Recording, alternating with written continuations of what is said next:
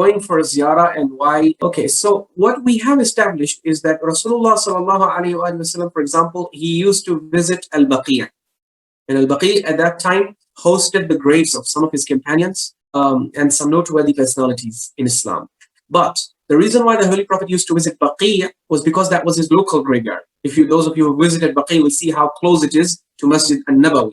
So that was his local graveyard, and visiting the local graveyard is Sunnah.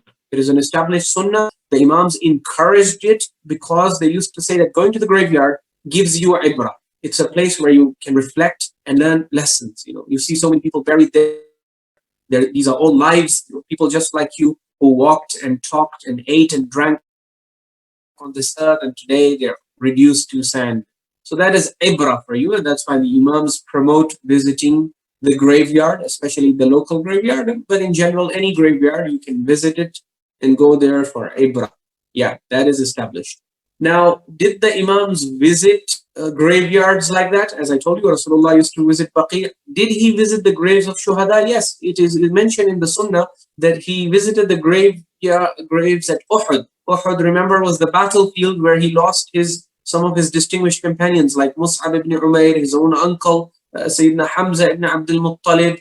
Okay, so the Prophet of Allah never used to, it is not established that he ever went there just for the purpose of ziyarah.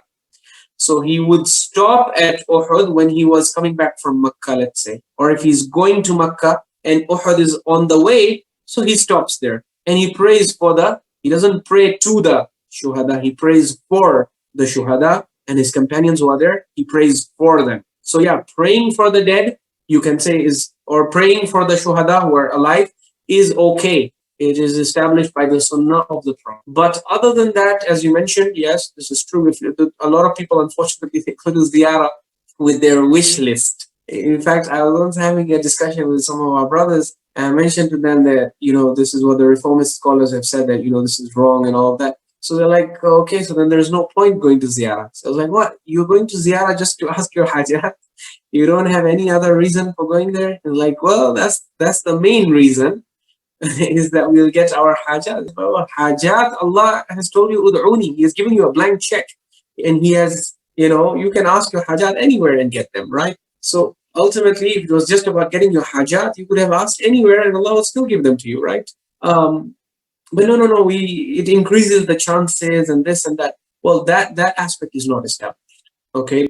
The Imams never told us to go to their graves and ask them for any du'as or even ask for their intercession over there. The Imams made it very clear in the life of this one.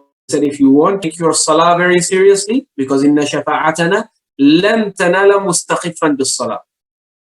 Okay, our shafa'ah will not reach the person who used to take his salah lightly, for example, as Imam Sadiq alayhi salam is reported to have said.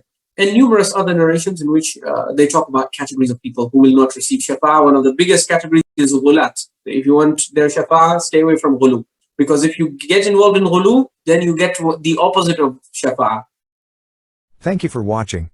Please consider subscribing. Also click the bell icon and choose the all option to get notified for upcoming videos automatically.